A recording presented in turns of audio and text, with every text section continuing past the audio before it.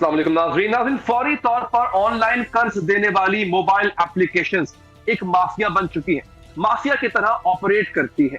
जितना कर्ज देने का वादा किया जाता है, असल में उससे कम दिया जाता है। जितना दिया जाता है उससे कई गुना ज्यादा सूद उस पर डाल दिया जाता है। यूं कर्ज लेने वाले को अपने चुंगल में फंसा लिया जाता है, फिर उसकी जिंदगी भी अजीरन कर दी जाती है।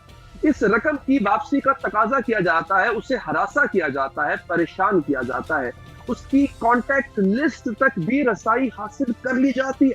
डराया जाता है कि कॉन्टैक्ट लिस्ट में मौजूद अफराद से भी राब्ता किया जाएगा। तमीज और शर्म की हर हद को पार कर दिया जाता है। कर्ज लेने वाले की फोन गैलरी में मौजूद तस्वीर तक भी रसाई हासिल कर ली जाती है नाज़रीन, और फिर इन्हें एडिट करके वायरल करने की धमकी दी जाती है। रावलपिंडी में ऑनलाइन कर्ज लेने वाले एक शहरी ने ऐसी ही मुसलसल धमकियों से तंग आकर अपनी जिंदगी का खात्मा कर लिया। मोहम्मद मसूद बेरोजगार थे, इसी वजह से तो ऑनलाइन कर्ज लेने पर मजबूर हुए, जो बर वक्त अदायगी न करने पर बढ़ता चला गया। एहलिया के नाम उनके आखिरी ऑडियो पैगाम जो है वो सामने आया, जिसमें वो कह रहे हैं कि खुदकुशी के अलावा उनके पास और कोई ऑप्शन नहीं। मोहम्मद मसूद को बेरोजगार हुए 6 माह हो गए थे। घर का किराया भी देना था, बच्चों की फीस भी देना थी, ऊपर से कर्ज पर सूद पे सूद चढ़ता चला जा रहा था। असल रकम से भी ज्यादा हो गया था सूद।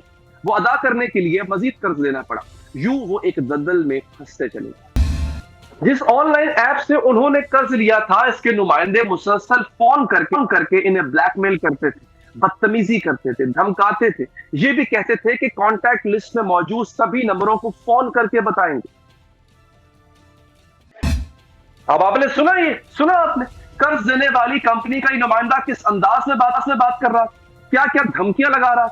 ऑनलाइन कर्ज देने वाली एप्स एक दफा किसी को कर्ज के चुंगल में अगर फंसा ले, फिर उसके साथ वही करती है जो माफिया के कारिंदे करते हैं, गुंडे करते हैं, जिसे वो अपने शिकार के साथ करते हैं। तरीका वारदात नाज़रीन ये है कि सोशल मीडिया पर इश्तिहार जारी किया जाता है, इनमें बताया जाता है कि फौरी रकम की जरूरत है तो इस ऐप से आपको मिल जाएगी, लेकिन किसी भी इश्तिहार में कोई भी वाज़ेह बात नहीं बताई जाती है। बस इतना कह दिया जाता है कि कर्ज बहुत ही आसान शराइत पे मिल जाएगा। जी हाँ नाज़रीन, जब ये इश्तिहार देखकर कोई जरूरतमंद कर्ज के लिए दरख्वास्त दे तो थोड़ी रकम फौरन जारी कर दी जाती है, और फिर पता चलता है कि जिन आसान शराइत का दावा किया गया था वो तो बहुत ही मुश्किल है।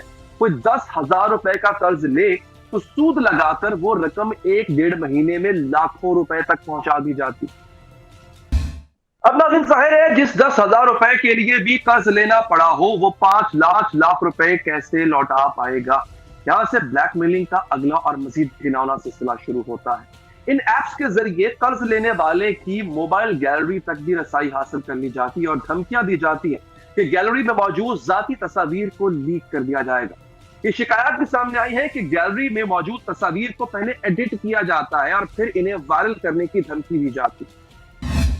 लेकिन जब मामला यहां तक पहुंचता है तो बहुत सौ की हिम्मत टूट जाती है। रावलपिंडी में मसूद नामी जिस शहरी ने खुदकुशी की, इसके अहले खाना हमारे साथ मौजूद है। हमारे नुमाइंदे चौधरी सज्जाद साहब उनके साथ है। चौधरी साहब, ये बताइएगा, ये आपकी इनसे बात हुई, पहले तो यकीनी तौर पे वो घर टूट गया है, बिखर गया है, उसके पल्ले कुछ नहीं रह गया, लेकिन अभी क्या कहते हैं, क्या उनके चले जाने के बावजूद भी कर्ज तो अभी भी बाकी है? क्या अभी भी वो लोग इनको तंग कर रहे हैं? जी बिल्कुल अली, बहुत शुक्रिया आपका। हम आपको अगर बताएं तो जैसे आपने ये बताया कि वो अभी भी आप उनसे तंग कर रहे हैं, ये अफसोसनाक खबर हम आपको ये बता रहे हैं कि जब हम यहाँ पहुँचे तो उनसे हमने पूछा तो उन्होंने ये बताया कि जब उस मसूद नामी जिन्होंने अपनी ज़िंदगी की बाजी हारी, तो जब उनका जनाजा जा रहा था तो उस वक्त जनाजे पे पीछे भी उनको कॉलें की जा रही थी कि आप हमें कब्र की तस्वीर भेजें कि क्या वाकया वो बंदा मर चुका है, दुनिया से जा चुका है। यहाँ तक भी उन्होंने उनको कॉलें कर करके उनको टार्चर किया, ज़हनी टार्चर किया। इस वक्त मैं उस घर पे मौजूद हूँ, उनके पेरेंट्स हमारे साथ मौजूद हैं, उनके वालिद हैं, उनकी वालदा हैं, उनका बड़ा भाई मंजूर साहब भी हमारे साथ मौजूद हैं।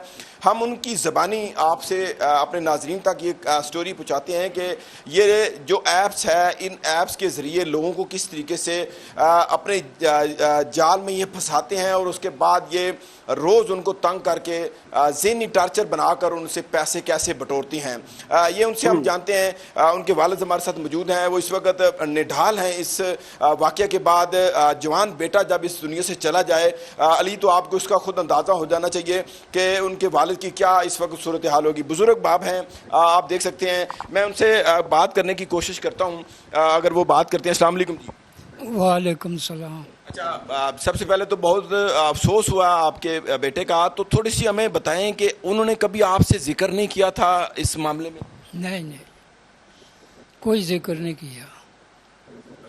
یہ سنیا تھا کہ بھائی اس نے 13,000 قرضہ لیا، وہ 13,000 بلکہ 6 لاکھ روپیہ بھی دے دیتا، اس تو بعد پھر موٹر سائیکل بھی بھیج دیتی ہے، بدنا ہی جا رہا۔ پھر آخر خودکشی اس وقت کہتی ہے، انہوں نے ایک مسز ہے کوئی، اس نے ایک غلط ویڈیو بھیجی ہے مسعود کی ننگی ویڈیو، اس تو بعد پھر اس نے بات ہی نہیں کی، خودکشی کر لی۔ علی، ان کے باپ سے ہم نے کوشش کی بات کرنے کی، جتنی وہ کر سکے تھے ان کو کرتے ہیں۔ یہ سب سے بڑی جو بات ہم آپ کو یہ بتاتے چلیں کہ یہ بتایا جا رہا ہے کہ 13,000 روپے کا انہوں نے لون لیا تھا اور 7 لاکھ روپیہ وہ دے چکے تھے، اس کے باوجود بھی ابھی تک ان کا لون جو ہے وہ ختم نہیں ہوا تھا۔ اس کے ساتھ ہم آپ کو یہ بتاتے چلیں کہ جب ہماری آج ایف آئی اے سے بات ہوئی تو ایف آئی اے نے یہ بتایا کہ یہ ایپس اس طرح کی ایپس ہے کہ اس کے اندر جو آپ کے گیلریز کے اندر جتنا بھی ڈیٹا ہوتا ہے یہ وہاں سے وہ ڈیٹا بھی لے لیتے ہیں، اور ان کو بعد میں جیسا کہ ان کے والد نے یہ بات بتائی کہ وہ ڈیٹا ان کو وہاں سے بلیک میل کرتے رہے۔ ان کی بتایا یہ جاتا ہے کہ نازیبا ویڈیوز اور نازیبا تصویر جو ہیں وہ بھی ان کو بھیجی گئیں کہ اگر آپ ہمیں پیسے نہیں دیں گے تو ہم آپ کو مزید جو ہے وہ ذلیل و خوار کریں گے اور آپ کی ویڈیوز جو ہے وہ سوشل میڈیا پر ہم اپلوڈ کر دیں گے۔ ان کی والدہ بھی ہمارے ساتھ موجود ہیں، ہم ان سے جانتے ہیں، اس وقت وہ بھی نڈھال ہیں، کہ وہ اس بارے میں کیا کہتے ہیں۔ السلام علیکم ماں جی۔ ماں جی تھوڑا سا اونچا بولیے گا، بہت دکھ ہے، ہم آپ کے دکھ میں برابر کی شریک ہیں۔ تھوڑا سا بتائیں کہ انہوں نے کبھی آپ سے بھی نہیں ذکر کیا؟ نہیں، بس یہی کہتا تھا کہ میں قرضہ بہت چڑھیا نا، بس دعا کرو۔ کوئی مطلب آنا جانا بھی چھوڑ دیتا سی، پریشان رہنا سی بہت زیادہ ہے۔ وہ پہلے بیوی کی نہیں بتایا کوئی گل، پھر بعد جب بیوی مجبور ہوئی پوچھنے لگی بھی کیا مسئلہ ہے، کس کی کال آ رہی ہے آپ کو، اس وقت بتایا کہ اس طرح کسی سے قرضہ لیا تھا تو وہ مجھے تنگ کر رہے ہیں بہت زیادہ ہے۔ پھر اس نے مطلب ہے سارے مطلب ہے بہنوں بھائیوں تو لیتا ہے، کوئی قرضہ لے کے دیتا ہے، اساں کیا اساں کوئی 2 لاکھ روپیہ کمیٹی پا کے اس کی دیتی ہے۔ پھر اس نے مطلب لگے کہنے اتنا مجبور ہو گیا کہ کار بھی جڑی چیز اس نے ایسی ہے بیچی ہے۔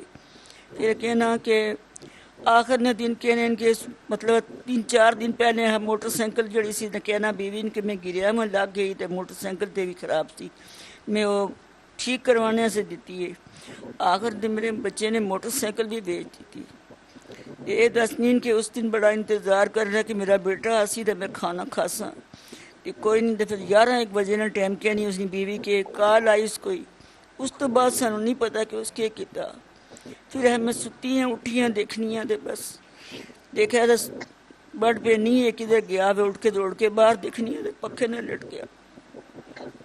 بس اس نے اور کچھ نہیں بتایا، یہ کہا کہ منو معاف کر دینا، میں آپ کا اچھا بیٹا نہیں بن سکیا اور اچھا باپ نہیں بن سکیا، مینو کوئی مطلب چارہ نہیں سی میرے پاس، مجبوری سی میری، تا میں مجبوری نال ایک قدم اٹھایا اور اس کو ہی گل سانوں نہیں دسی۔ پھر بعد ہی فون آنے لگے، سانوں پتہ چلے کہ یہ مسئلہ سی۔ اس نے پہلے اس کو ہی سانوں نہیں دسیا وجہ کچھ کوشش کریے وا اس نے بچانے نہیں۔ اسی بس بہت پریشان ہوں، نکے نکے 2 بچے ہیں اس نے، انہوں نے کوئی پتہ ہی نہیں دنیا دا۔ تو اس نے بیٹے نے خود لائی، اس نے بیوی نے لاش اس نے لائی۔ اسی یہ کہنے ہیں کہ سانوں انصاف ملے اور کل لوگوں نے بچے اس طرح نہ مرن، کیونکہ میرا بچہ تو مر گیا، وہ واپس نہیں آ سکتا۔ میں کہنی ہے کہ اللہ تعالیٰ کرے کسی نے بچے نو کچھ نہ ہوئے، بس ایسے لوگوں نے کیوں مطلب چھوڑیا نہ حکومت کیوں چھوڑیا ایسے لوگوں نے کہ جڑے اس طرح دنیا نو مطلب موت مجبور ہو گیا اپنے گلے لانے واسطے۔ اور اسن اور کیا کہہ سکنے، کچھ نہیں کہہ سکنے۔ اصل نال بس یہی گل کی تھی اسی کہ میں بس پریشان ہاں بیمار ہاں یہ تے بھی نہیں آیا ملنے واسطے کہنا طبیعت نہیں ٹھیک تے نہیں آیا بس واسطے بس اور کوئی نہ کہ بیوی نے بھی کہنا کوئی گل نہ کرے کوئی نہ دسے کہ کیا مجبوری بیوی کیا میں چلنے تھانے والے نال گل کرنے کہنا نہیں پتہ نہیں کیسی وہ گلاں کر رہے ہیں کہ تصویراں بھیجاں تیریاں میری شادی نہیں ہے تک انہیں کول مووی نہیں پتہ نہیں کیسے کرے مینوں نہیں پتہ چلیا کہ بس اس واسطے مجبور ہو کے اس کسے بندے کی نہیں دسیا نہ بہن بھائی نہ کسے اور اسی کچھ نہیں کہہ سکنے اسی کہنے اس طرح جڑے ایسے ظالم لوگ تھے انہوں نے پکڑنا چاہیے نہ حکومت نہ کم بننا کیوں ایسے لوگ ظلم کرنے یہ جڑا ظلم ساڑے نال ہویا اللہ کسی نال بھی نہ کرے. اچھا اس وجہ سے بھی پوچھی رہے تھے کیا یہ گھر بیچنے کے لیے بھی تیار تھے؟ اچھا یہ بتائیے گا ماں جی کہ آپ کے بیٹے نے کوئی گھر بیچنے کا بھی کہا تھا کہ گھر بیچ کے لون دے دیتے؟ کہنا ہویا بیوی نو کہنا ہویا تے اساں نال کوئی گل نہیں ہے بیوی نو کہنا ہویا تے ادھر ٹینچ رہنے نو کہ کار بیچ دینے تے بیوی کہن لگی کہ کتنی مشکل نال سے کار بنایا تو کار بیچنے سے کس تک زندگی نہیں بنا سکن لگی بس اس کوئی گل نہیں پھر کی تھی پھر بیوی کی بھی ایک ایس میسج چھوڑا اس کے کار میں بیچنے سے کیا سی تو وہ بھی نہیں بیچے بس میں کیا کر سکنا میرے کول کوئی چارہ نہیں بس پھر اسے اپنا خودکشی کی تھی سانوں کوئی پتہ نہیں چلیا لاش ہی آئی ساڑے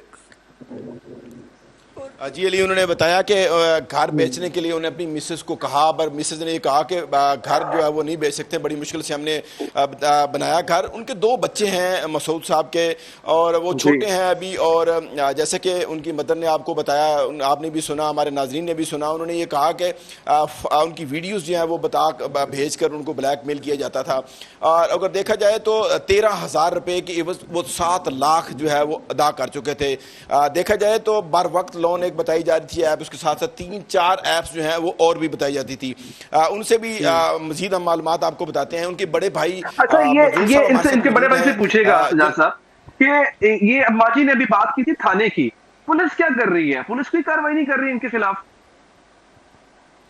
جی بالکل میں علی ان سے پوچھتا ہوں ان کے بڑے بھائی منظور صاحب ہمارے ساتھ موجود ہیں ہم ان سے جانتے ہیں کہ مزید یہ کیس کے بارے میں کیا بتاتے ہیں السلام علیکم منظور صاحب وعلیکم السلام منظور صاحب یہ بتائیے گا کہ یہ واقعہ جب ہوا تو انہوں نے آپ کو گھر میں کسی کو نہیں بتایا پھر پولیس میں بھی رپورٹ نہیں کی ایف آئی اے گورنمنٹ کے ادارے ہیں تو کسی کو رپورٹ کرتا ہو سکتا شاید وہ اس نیز تک نہ جاتا جی اس طرح ہی ہے مگر اس نے کسی کو انفارم بھی نہیں کیا کسی کو بھی نہیں بتایا نہ فیملی میں نے صرف والدین کو آ کے کہتا تھا کہ میرے لیے دعا کرنا میں قرض کافی ہے میرے اوپر قرض ہے مسز کو بھی چند دن پہلے ہی پتہ چلا تھا کہ جب وہ کالز وغیرہ آ رہی تھی تو اس کو کہہ رہا تھا کیونکہ کالز وغیرہ تو ویسے بھی اس کی آتی تھی کیونکہ ابھی جو جاب ورک کر رہا تھا نا وہ انسٹالمنٹ کی تھی نا میاں جی الیکٹرانکس پہ انسٹالمنٹ کا کام تھا پھر وہ اس نے انٹرسٹ بیوی نے لیا اس کو پتہ کالیں آتی ہیں ان کی جو قسطیں جمع کر رہے ہیں لے رہے ہیں اس طرح آ رہے ٹرسٹ نہیں لیا کچھ چند دن پہلے ہی اس نے انٹرسٹ جب لیا ہے اس نے کہا کیوں پریشان ہو رہے ہو اس نے پھر بتایا تھا مسز کو کہ میں نے اتنا قرضہ دینا ہے پھر اس طرح جو ہے اس نے بھی کہیں سے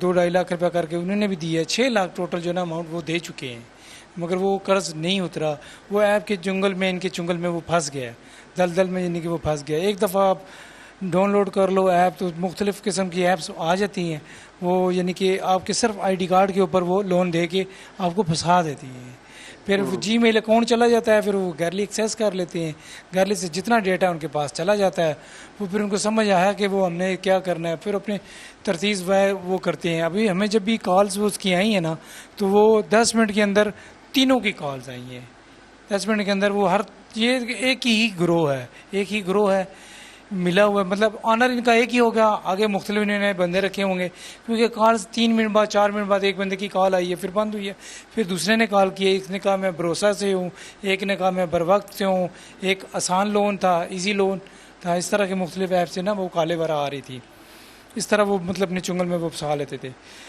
اور بھائی نے مطلب جب لاسٹ ٹائم یہ 6 جولائی کو اس نے بائک بیچا ہے اور میری بانجی نے اس کو 2 لاکھ روپیہ کر کے دیا ہے وہاں جا کے کہا تو ماموں پریشان ہو میں کر کے دیتی ہوں 2 لاکھ بانجی نے دیا ہے 2.5 لاکھ 53,000 روپے کا موٹر سائیکل بیچا ہے یعنی کہ 2.5 لاکھ دے چکے ہیں اس کے باوجود وہ قرضہ نہیں اترا آخر کتنا بڑا قرضہ تھا وہ کتنا سود میں بس گیا دلدل میں چلا گیا ہمیں اس چیز کا علم بھی نہیں تھا پولیس والے نے کوئی آپ کے ابھی تک کوئی سپورٹ کی ہاں ایف آئی آر کے پولیس والے تھانہ फिर इसको मैं एप्लीकेशन रिपोर्ट्स हमारी दायर हो गई थी। और दूसरा ये है कि अभी तक FIR नहीं हुई? FIR थे इसके, FIA के डायरेक्टर आए थे, उनकी मौजूदगी में कॉल्स आई हैं, उन्होंने भी सुना है, उन्होंने कहा था हम फौरी इंशाल्लाह एक्शन लेंगे इसके खिलाफ। अभी आप किससे अपील करना चाहते हैं? क्या मतलब अभी तक FIR भी नहीं हुई, 3 दिन हो गए आज, तो अभी तक FIR क्यों नहीं हुई? आपने एप्लीकेशन नहीं दी या क्या बात? एप्लीकेशन दे दी है, FIR वो कर रहे हैं, कि वो कह रहे हैं कि हमारा एक तरतीब से काम होता है, हम उस हिसाब से वो करेंगे, वो मामला तो आपको पता है उन्होंने ही हल करने होते हैं। दूसरा ये है कि मैं तो ये वज़ीर आला पंजाब से रिक्वेस्ट करता हूँ कि इन जितनी भी ऐप्स हैं इनको ख़त्म किया जाए। ये सूद की लानत है, ये अपने चुंगल में फंसा के जानों के साथ खेलते हैं। अच्छा सजाद साहब, मैं आपकी बात काटूंगा यहाँ पे। हमने नाज़रीन को ये भी बताना है कि जिनके साथ, देखिए अभी तो ये एक वाकया है ना, और इसकी वीडियो बन गई, सामने आ गया, और न जाने कितने ऐसे लोग हैं जो इन शार्क लोन्स के हाथों फिसरे होंगे, तो कानून उनकी किस तरह से मदद कर सकता है। मारूफ वकील मियां दाऊद साहब हमारे साथ मौजूद होंगे इस वक्फे के बाद।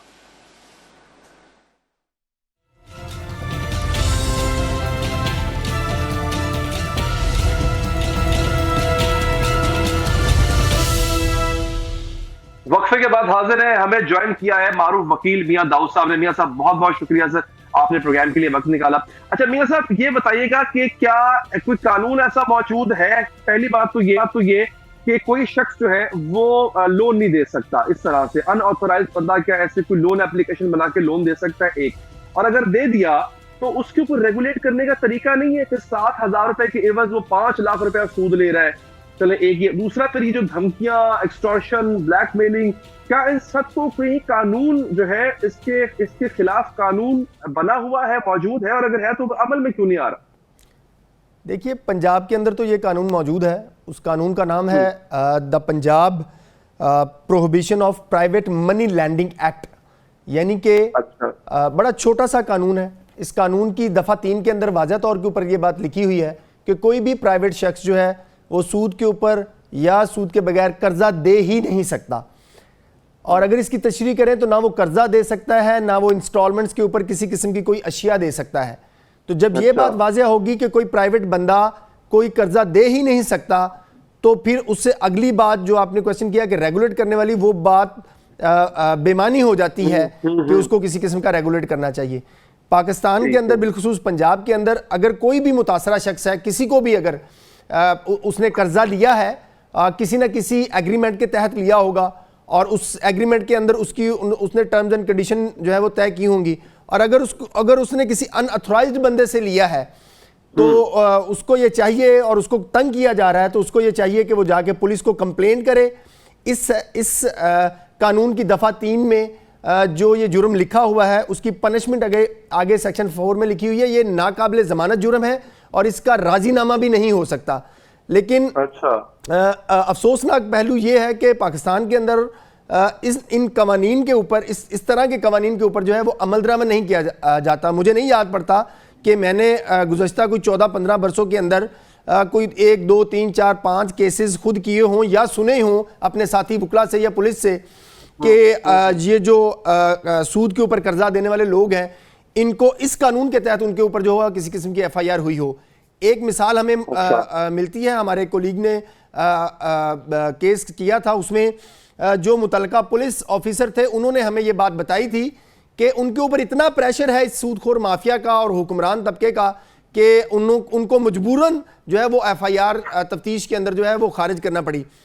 अच्छा, असूली तौर के ऊपर होना ये चाहिए कि पाकिस्तान के जो अदारे हैं, बिलखसूस जो पुलिस है, उनको इस तरह के मामला, ये क्राइम अगेंस्ट सोसाइटी के ज़िम्मे में इनको देखना चाहिए। अगर कोई शहरी आकर इस तरह की शिकायत करता है कि मैंने कर्जा लिया था और मैं कर्जे की इतनी रकम वापस कर चुका हूं, तो और अब मुझे मजीद वापसी के लिए धमकियां दी जा रही हैं, तो PPC की दफ़ा 506 के तहत भी उसके खिलाफ मुकदमा दर्ज हो सकता है। ये जो कानून मैं आपको बता रहा हूँ, the prohibition of Punjab private money anti money landing act, इसकी दफ़ा 3 और 4 के तहत भी FIR जो है वो दर्ज हो सकती है।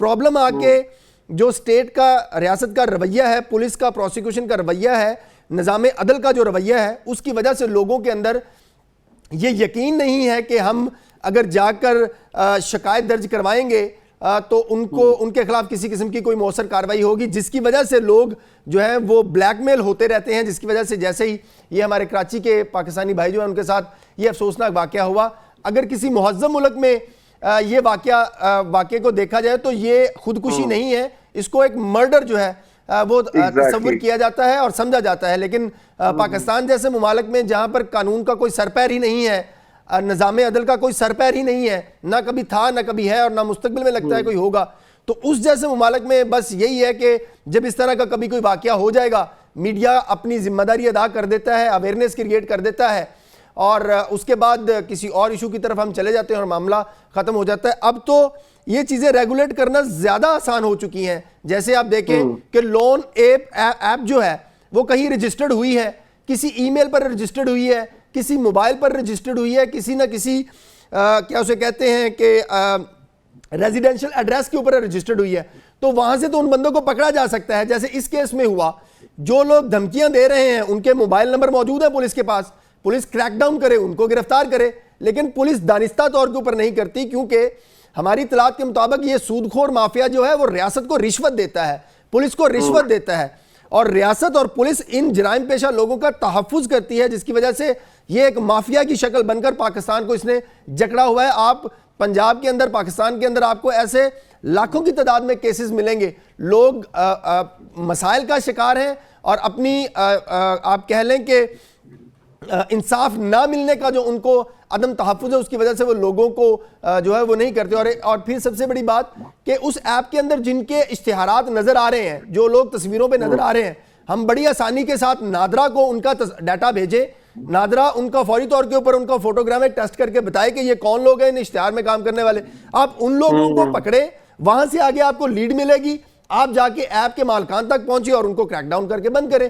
پی ٹی اے کا اس کے اندر بڑا مرکزی کردار ہے کہ وہ ان ایپس کو فوری طور کے اوپر بند کر سکتا ہے. لیکن آپ دیکھیں کہ پاکستان ٹیلی کمیونیکیشن اتھارٹی، وزارت داخلہ اور جو انٹرنیٹ ریگولیشنز کو ریگولیٹ کرنے والے ایف آئی اے ہیں، وہ سارے ہمیشہ سے خاموش تماشائی کا کردار ادا کر رہے ہیں. اور اس کیس میں بھی ایسا ہی ہوگا. ہم 2-4 دن تک جو ہے وہ اس معاملے کو ہائی لائٹ کریں گے سوشل میڈیا کے اوپر، میڈیا کے، اس کے بعد جو ہے ہم کر لیں گے. قانون موجود ہونے کے باوجود اس کے اوپر عمل درآمد نہ ہونا، یہ ریاست کی جو ہے وہ غفلت کو اس کی نشاندہی کرتا ہے. ریاست اس کی ذمہ دار ہے.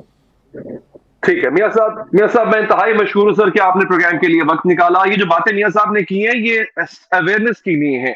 اب دیکھیں آپ سے میری ریکویسٹ ہے دیکھنے والوں سے کہ حکومت تو کچھ نہیں کر رہی، اتھارٹیز ان کے خلاف کچھ نہیں کر رہی. آپ کے پاس ایک طریقہ ہے، وہ ہے جال میں نہ پھنسے. ان کے اشتہار کو اگنور کریں، ان لوگوں کی کالز کو اگنور کریں. اگر یہ آپ سے لون لینے کا کہتے ہیں، انتہائی مجبوری بھی کیوں نہ ہو، شاید اس کے لیے اللہ کوئی اور دروازہ کھول دے آپ کے لیے، لیکن ان کے چال میں آپ نے نہیں پھنسنا ہے. ایک وقفہ لیتے ہیں ناظرین اور وقفے کے بعد حاضر ہوتے ہیں.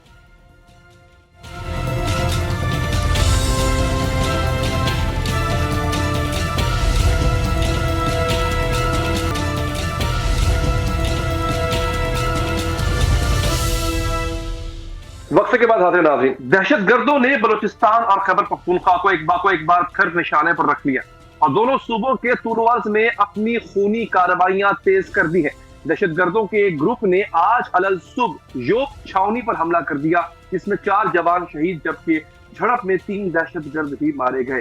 پاک فوج کے شعبہ تعلقات عامہ ISPR کے مطابق دہشت گردوں نے فوجی تنصیب پاک فوج کے شعبہ تعلقات عامہ فوجی تنصیب میں گھسنے کی کوشش کی. اس دوران فائرنگ کا شدید تبادلہ ہوا اور دہشت گردوں کو ایک چھوٹے سے علاقے میں گھیر لیا گیا.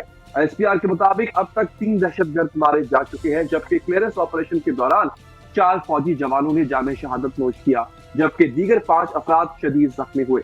بلوچستان میں اس دہشت گرد حملے کی ذمہ داری ابھی تک کسی تنظیم نے قبول نہیں کی، لیکن اس کا کھرا بظاہر سرحد پار بیٹھے دہشت گردوں کی طرف ہی ہوتا ہے. قلعدم تحریک طالبان پاکستان کی جانب سے پچھلے سال نومبر میں جنگ بندی معاہدہ ختم ہونے کے بعد پاکستان میں خاص طور پر خیبر پختونخوا اور بلوچستان میں دہشت گردی کی سرگرمیوں میں اضافہ ہوا ہے. اسی مہینے یعنی 2 جولائی کو بلوچستان کے ضلع شیرانی میں دہشت گردوں کے حملے میں ایف سی کا ایک پولیس کے 3 اہلکار شہید جبکہ دہشت گرد مارا گیا. اسی طرح 24 جون کو تربت میں پولیس وین کے قریب خودکش بم دھماکے کے نتیجے میں ایک پولیس اہلکار شہید اور ایک زخمی ہو گیا. 2 جون کو ضلع کیچ میں پاک ایران بارڈر کے قریب सिक्योरिटी फोर्सेस की चेक पोस्ट पर दहशतगर्दों के हमले में पाक फौज के 2 जवान शहीद हुए। इसी तरह 5 जुलाई को शिमाली वजीरिस्तान के इलाका मिरानशाह में खुदकुश धमाके के नतीजे में पाक फौज के 3 जवान शहीद जबकि 3 मासूम शहरी भी जख्मी हुए। 1 जुलाई को टाक और शिमाली वजीरिस्तान के अजला में 6 दहशतगर्द मारे गए। 20 जून को शिमाली वजीरिस्तान में बम धमाके के नतीजे में पाक फौज के 2 जवान शहीद जबकि 28 जून को जिला बाजौड़ में कमांडर शफी समेत 3 दहशतगर्दों को हलाक कर दिया गया। Pakistan institute for कन्फिनमेंट and security studies ने अपनी ताजा रिपोर्ट में कहा है कि इस साल की पहली शशमाही में दहशतगर्दी और खुदकुश हमलों का खतरनाक रुझान जारी रहा, जिसके दौरान मुल्क भर में 389 जानें चली गई।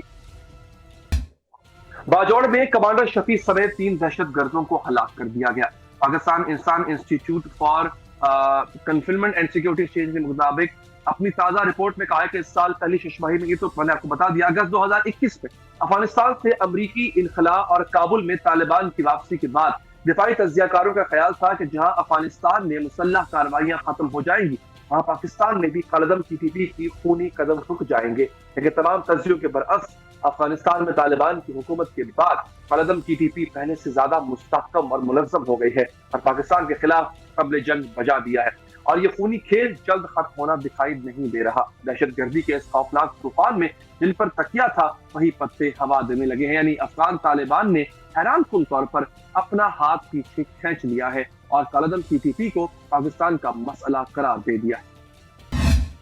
ऐन उस वक्त जब तालिबान हुकूमत के तर्जुमान सुहेल शाहीन ये दावा कर रहे थे कि कलदम टीटीपी अफगानिस्तान में है और ना ही अपनी सरजमीन अस्करियत पसंदी के लिए इस्तेमाल होने देगी, दासू डैम दहशतगर्द हमले के सरगना और कलदम टीटीपी के कमांडर तारिक की अफगान सूबे कुनड़ में हलाकत ने अफगान तालिबान के मौक़िफ़ पर सवालात खड़े कर दिए।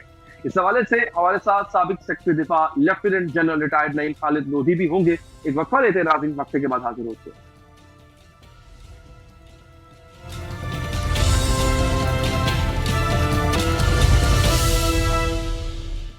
बात करेंगे, हमें ज्वाइन किया है इस वक्त साबिक सेक्रेटरी दिफा lieutenant general retired Naeem Khalid Lodhi साहब ने। सर शुक्रिया आपका। मतलब दहशतगर्दी की कार्रवाइयां बढ़ती जा रही हैं हर गुजरते दिन के साथ। जोब में आज जो हमला हुआ, जिम्मेदार कौन है सर इसका? हम तो इस पे काबू पा चुके हुए थे, फिर ये अचानक से दोबारा इसका आगाज क्यों? देखें, पहली बात तो ये है कि बहुत अफसोसनाक वाकया है, लेकिन हमें ये भी देखना चाहिए कि जिन हमारे जवानों ने बेजिगरी के साथ मुकाबला करके उस कैंप का दिफा किया, ये भी हमें उनको खराज अकीदत पेश करना चाहिए। अल्लाह ताला उनके दर्जात बुलंद करे जिन्होंने शहादतें हासिल की हैं। फिर आपने देखा कि उन्होंने मेरा ख्याल 5 के 5 अब जो इतला मिली है दहशतगर्द जो है वो मार दिए और वो अंदर जाकर बच्चों और ख्वातीन को यरगमाल बनाना चाह रहे थे। बाकायदा वो छोटी सी एक छावनी है जहाँ पर बच्चे भी हैं और ख्वातीन भी हैं, तो एक बहुत बड़ा सानिया जो है उससे बच गए। लेकिन इसके साथ ही मैं ये भी कहूँगा कि जो भी कमांडर उस के दिफा के लिए मामूर है जोब कैंट के लिए, उसकी थोड़ी सी इन्वेस्टिगेशन और बाज़ पुर्स भी होनी चाहिए कि देखें, आपको पता है कि आप ऐसी जगह पर आपकी लोकेशन है जहाँ पर वल्नरेबल है, तो आपके सर्वेलेंस किधर है, आपका इंटेलिजेंस का निज़ाम किधर है, और वो सारी चीज़ें देखने की बात है। तो जहाँ एक तरफ मैं खराज अकीदत पेश करता हूँ अपने बहादुर अफसरों और जवानों को जिन्होंने इसको नाकाम बनाया, उसके साथ ही जो है मैं ये भी कहूँगा कि इसकी इन्वेस्टिगेशन होनी चाहिए और अगर किसी ने कोताही बरती है तो सजाएं भी मिलनी चाहिए, बिकॉज ये कवर अप हमेशा नहीं होना चाहिए। ये बात कहने के बाद दूसरी बात ये है कि ये जो बढ़ रही हैं चीज़ें, ये गौर करना चाहिए कि ऐसा क्यों है। मेरा अपना ख्याल ये है कि इसको थोड़ा सा इस तनाज़ुर में देखना चाहिए कि आप यक वक्त 2 महाजों पे कैसे लड़ सकते हैं, अंदरूनी महाज भी और बैरूनी महाज भी। अंदरूनी तौर पे आपको यकजहती की ज़रूरत है।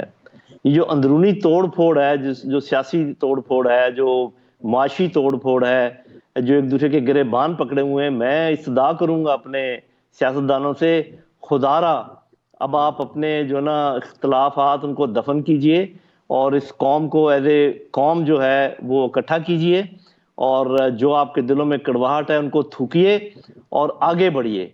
इसके अलावा और कोई चारा मुझे नजर नहीं आता। जी, यानी मतलब आपके ख्याल में सियासी इंतशार बड़ी वजह है दहशतगर्दी की? मेरा ख्याल है कि मेन वजह है, उसकी वजह यह है कि जब आपका सियासी इंतशार हो اور لوگ آپس میں بٹے ہوئے ہوں تو ان کو مس گائیڈ کرنا بھی آسان ہوتا ہے, ان کو استعمال کرنا بھی آسان ہوتا ہے. دوسری بات یہ کہ آپ کی فورن پالیسی جب تک فعال نہ ہو, آپ کو جن ملکوں کے ساتھ اچھے تعلقات استوار کرنے چاہیے وہ نہ ہو تو بڑے پرابلم ہو سکتے ہیں. اب دیکھیے آپ نے بھی سنا ہوگا, ہم نے بھی دیکھا ہے کہ جو افغان طالبان کے ہیڈ ہیں, چیف, انہوں نے یہ بیان دیا ہے کہ پاکستان پہ جو بھی حملہ کرے گا وہ افغانستان کا دشمن ہے. اب اس سے بڑی بات کیا ہو سکتی ہے؟ دوسرا آپ نے دیکھا ہوگا کہ جو چائنیز پہ حملہ آور تھا, حملہ جس نے سارا ماسٹر مائنڈ تھا, طارق یا کیا اس کا نام ہے, وہ افغانستان میں مارا گیا, جس کا یہ مطلب یہ کہ افغان حکومت آپ کے ساتھ تعاون کر رہی ہے. لیکن کچھ لوگوں نے یہاں سے انگلیاں پھر افغانستان کے اوپر اٹھائی ہیں کہ جی وہ جو اسلحہ چھوڑ کر گئے امریکی, جو کہ ٹھیک ہے ضرور اسلحہ بہت چھوڑ کر گئے ہیں, تو دیکھنے کی بات یہ ہے کہ اسلحہ چھوڑنے والے انہوں نے جان بوجھ کے اسلحہ چھوڑا ہے یا وہ رہ گیا ہے. اس کے علاوہ کون خوش نہیں ہے اس بات سے کہ چائنا انویسٹ کرے افغانستان میں؟ کون خوش نہیں ہے اس بات سے کہ ایران اور سعودی عرب کے تعلقات ٹھیک ہوں اور بعد میں پاکستان کے بھی ٹھیک ہوں؟ کون خوش نہیں ہے اس بات سے کہ گوادر جو ہے ایک بہترین گہری بندرگاہ وہ یہاں پر فعال ہو جائے؟ یہ ساری چیزیں دیکھنے کی, آپ خزانوں کے اوپر بیٹھے ہوئے ہیں, صندوق سے کیا کچھ نکل رہا ہے, ریکو دک سونے اور چاندی کے انبار لگ سکتے ہیں اگر ہم کوشش کریں. جو تھر کا کوئلہ ہے وہ انتظار کر رہا ہے کہ کسی طریقے سے اس کو اور ایکسپلائٹ کیا جائے. گوادر پورٹ ہمارا انتظار کر رہی ہے. تو کون سے ممالک ہیں, کون سی انٹیلیجنس ایجنسیز ہیں جو یہ سب چاہتے ہیں؟ یہ افغان ترجمان کا بیان ہے کہ تحریک طالبان پاکستان افغانستان میں نہیں ہے, تو کیا اب وہ یہ بات آپ کو لگتا ہے ایسا ہی ہے, ختم ہو گئی ہے وہاں سے, پھر یہ ساری اگر وہاں پہ نہیں ہے تو پھر یہ پاکستان میں رہتے ہوئے حملے کر رہے ہیں؟ دیکھیں, جو دہشت گرد ہوتے ہیں وہ تو امریکہ جیسے ماڈرن ممالک کے اندر بھی چھپ جاتے ہیں. پاکستان کے اندر کتنے دیر تک چھپے رہے ہیں اور ہم نے پکڑے بھی ہیں. تو بہت بڑا علاقہ ہے بلوچستان کا, بہت پہاڑی دشوار گزار علاقہ ہے بلوچستان کا, وہاں بھی چھپ سکتے ہیں. تو میرا خیال ہے کہ جیسے میں نے پہلے ذکر کیا کہ انہوں نے کہا ہے کہ جو پاکستان پہ حملہ کرے وہ افغانستان کا دشمن ہے, وہاں پر وہ ہماری مدد بھی کر رہے ہیں, وہاں پر لوگ جو ہمارے لوگ بھاگے ہوئے ہیں ان کو مارنے میں, تو ان کی بات کا اعتبار کرنا پڑے گا. لیکن یہ میں نہیں مانتا کہ بالکل ہی انہوں نے صفایا کر دیا. کچھ ایسے علاقے ہو سکتے ہیں جہاں سے لوگ آ جا رہے ہیں, اور یہ پھر جو کیمپ ہیں ریفیوجی کیمپ, یہ بھی ایک گڑھ ہے اس قسم کی کارروائیوں کا. تو بہت کچھ ہمیں اس کا جائزہ لینا ہے. لیکن بنیادی بات جو میں بار بار کہہ رہا ہوں, اندرونی یکجہتی پیدا کریں, اندرونی یکجہتی پیدا کریں, پولیٹیکل انتشار کو ختم کریں, پولیٹیکل سٹیبلٹی لے کر آئیں, اکنامک سٹیبلٹی آئے گی تاکہ ساری تو جو آرم فورسز ہیں ان کی اس کی طرف دفاع کی طرف ہو سکے. اچھا یہ بتائیں کہ روزنامہ ڈان میں تجزیہ شائع ہوا کہ ٹی ٹی پی نے اپنا تنظیمی ڈھانچہ پورے پاکستان کے کئی بڑے علاقوں میں فعال کر لی ہے. اگر یہ تجزیہ سر درست ہے تو پھر تو بڑی خطرناک, بڑی تشویشناک بات ہے. جی مجھے چونکہ معلومات نہیں ہے کہ یہ تجزیہ کس بنیاد پہ انہوں نے کیا ہے, لیکن جو آج کل حملے زیادہ ہو رہے ہیں اس سے اس تجزیے میں کوئی صداقت نظر آتی ہے. اور جیسے میں نے کہا کہ جب معاشروں میں انتشار ہو تو پھر ان لوگوں کے لیے جگہ بن جاتی ہے. تو یہ ہماری ٹاپ پولیٹیکل لیڈرشپ کی ذمہ داری ہے کہ وہ اس انتشار کو ختم کرے, اور اس کے بعد ہمارے جو جتنے بھی اسٹیبلشمنٹس ہیں جن کی دفاع سے جن کا تعلق ہے, ان کی ذمہ داری ہے کہ وہ بالکل یکسو ہو کر اس کی طرف توجہ دیں. تو میرا خیال ہے کہ انشاءاللہ معاملات کنٹرول میں آ جائیں گے. ہمیں کیا کوئی نیا آپریشن کرنا پڑے گا ضرب العضب کی طرح کا, رد الفساد کی طرح کا؟ نہیں, میرا خیال ہے کہ یہ سرگرمیاں جتنی بھی ہیں اس سطح کی ابھی بھی نہیں ہیں, کیونکہ وہ بہت ہی آرگنائزڈ فورسز تھیں جو ہمارے پر حملہ آور تھیں, اور ان کے پیچھے جو ہے نا این ڈی ایس بھی تھی, را بھی تھی, اور انٹیلیجنس ایجنسیز بھی تھیں, اب بھی کچھ ہو سکتے ہیں.